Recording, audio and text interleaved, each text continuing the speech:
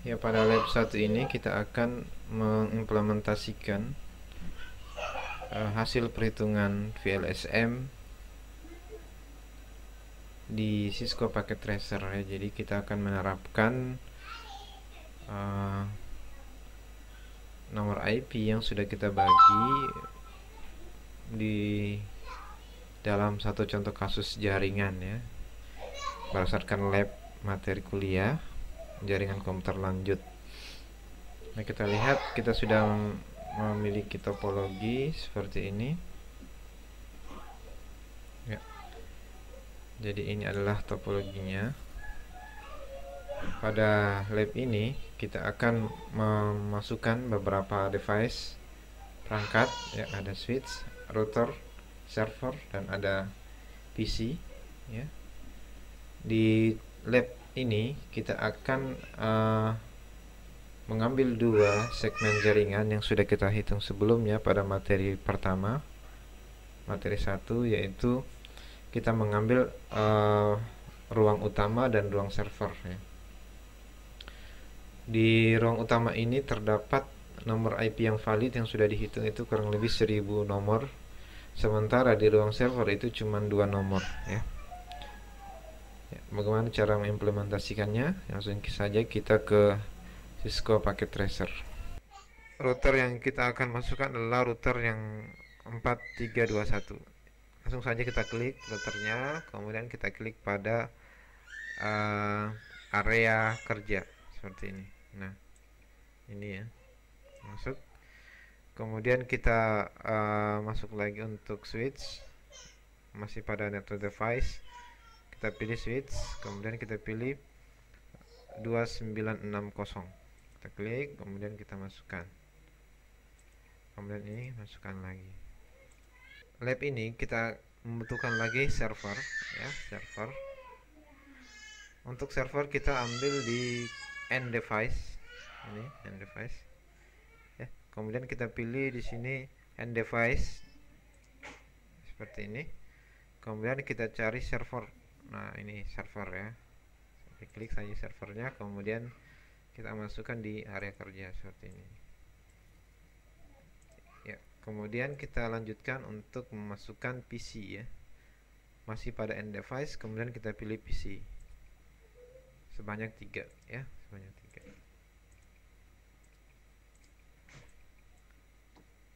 Oke, sudah kita masukkan di area kerja seperti ini. Kemudian kita lakukan konfigurasi. Nah, untuk konfigurasi yang pertama harus kita lakukan adalah menghubungkan antara perangkat ya dengan kabel. Nah, pada contoh kasus ini kita akan menggunakan port Ethernet ya. Berarti kalau kita menggunakan port Ethernet, artinya kabel yang kita gunakan adalah twisted pair ya, atau UTP atau STP. Jadi dua jenis itu merupakan kategori twisted pair ya. Jadi itu adalah jenis kabel yang berjenis Ethernet ya, untuk Ethernet. Nah, untuk Ethernet ini kita menggunakan yang koneksi itu. Kemudian untuk menghubungkan antara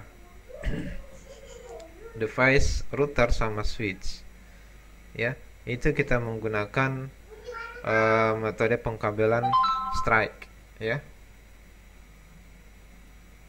seperti itu. Jadi kalau kita dekatkan di sini ada beberapa jenis, ini konsol, ini strike, ini cross, ini fiber, ini PON, ini coaxial, ini serial, kemudian octal, IoT custom, dan USB. Jadi untuk menghubungkan antara router dan switch itu kita menggunakan strike. Kita ambil strike ini. Kemudian di sini kita klik pada area routernya. Kita pilih gigabit Ethernet 0/0/0. Kemudian kita tarik menuju ke switch. Kita klik switchnya, kita masukkan di fast Ethernet, atau kita juga bisa memasukkan di gigabit Ethernet ya, sesuai dengan routernya, gigabit Ethernet 0/1. Kemudian kita hubungkan lagi dengan masih kabel yang sama dengan switch yang menuju ke ruang server. Ini tentunya pada gigabit Ethernet 0/0/1. Ini dia menuju ke gigabit Ethernet 0/1 juga. Setelah kita hubungkan seperti itu, kita menghubungkan antara end device-nya. Ya, end device ini akan terhubung dengan switch ya. Untuk menghubungkannya juga sama menggunakan kabel strike ya. Kita hubungkan antara switch ya. Kita bisa pakai port gigabit Ethernet 02 bisa ya. Ini kita hubungkan dengan fast Ethernet. Ya, untuk ya seperti ini. Kemudian untuk yang ruang utama kita bisa pakai ini fast Ethernet 0/1 hubungkan di fast Ethernetnya PC dan seterusnya.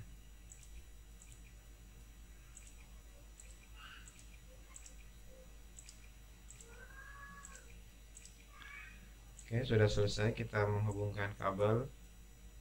Sekarang kita lakukan konfigurasi. Nah, sekarang kita lihat di topologinya. Di ruang server ini dia menggunakan jaringan 172.16.172.16.6.128. Jadi ini nomor jaringannya ya. /30. Ya, /30 itu kalau kita rubah menjadi desimal ya, jadinya 255.255.255.252. Jadi ini adalah subnet max-nya.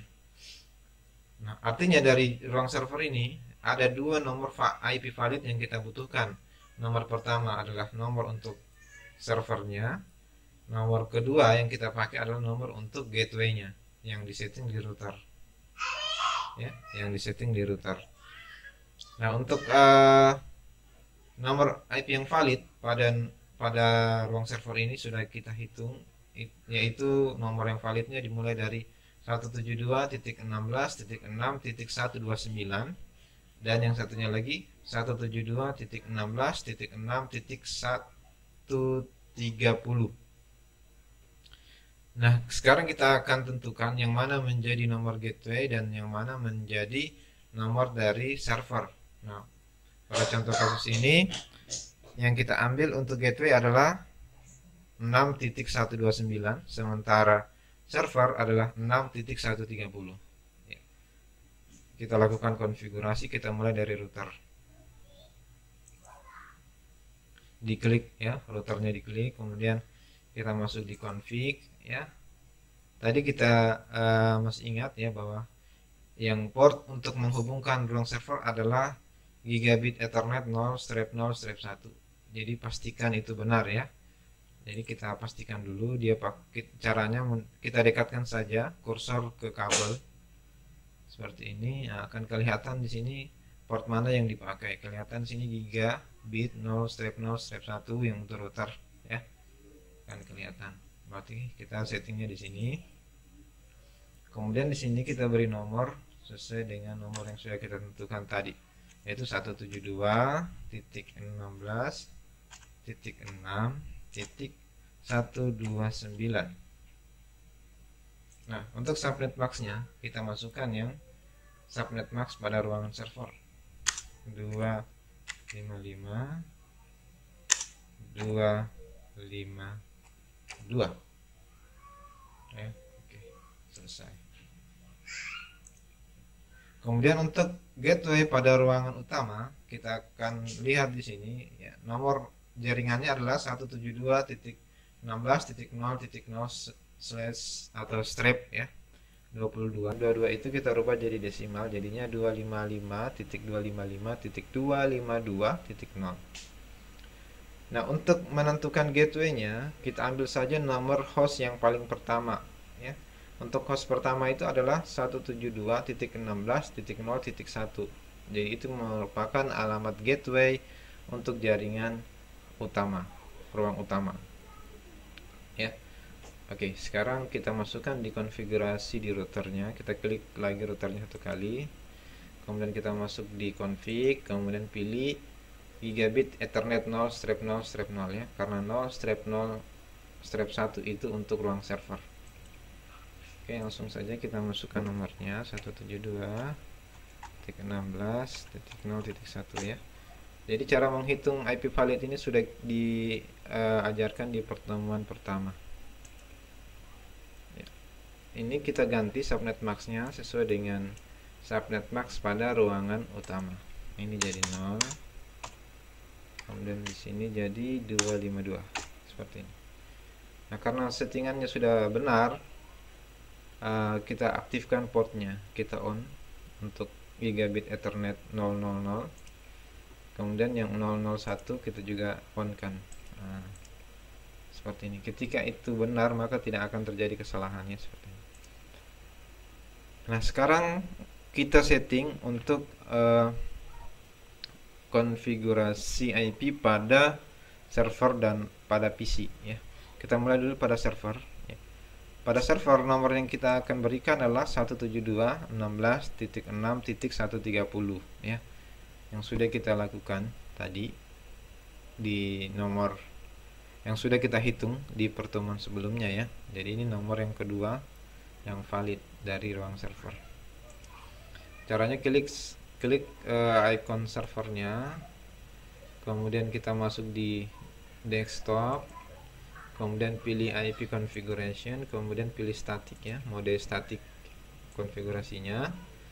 Kemudian kita masukkan nomor IP yang valid 172.16.130 ya. Kemudian subnet max-nya adalah 255.255.252. Nah, di sini ada untuk gateway-nya. Gateway-nya tadi adalah yang sudah kita isi di router. Ya, router port gigabit Ethernet 0 strap 1 yang menuju ke ruang server tadi yang sudah kita setting di router. Itulah gateway untuk ruang server. 16.6.129.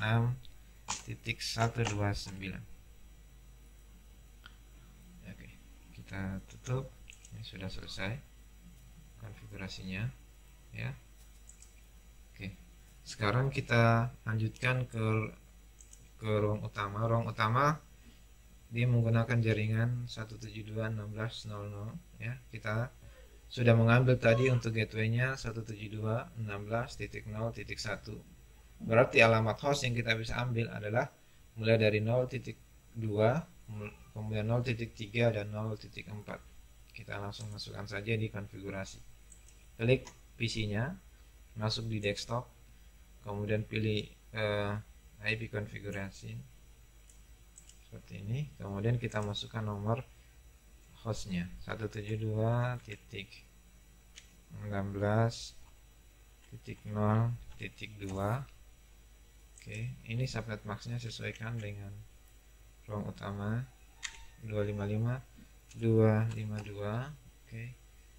Kemudian di sini gateway-nya yang tadi sudah kita setting di router untuk ruang utama yaitu 172.16.0.1 ya, seperti ini. Kemudian kita lanjutkan untuk PC kedua, config 172.16 ya, titik 0.3, kemudian 252.0, kemudian gateway-nya 16.0.1. Kita lanjut ke PC terakhir, desktop, IP configuration 172.16.0.4. Di sini 252.0 gateway-nya 172.16.0.1.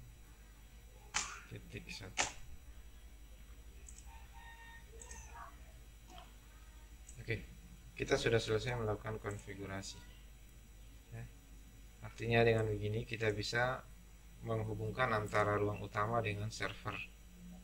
Anggaplah ini server web ya, kita akses web dari komputer ini.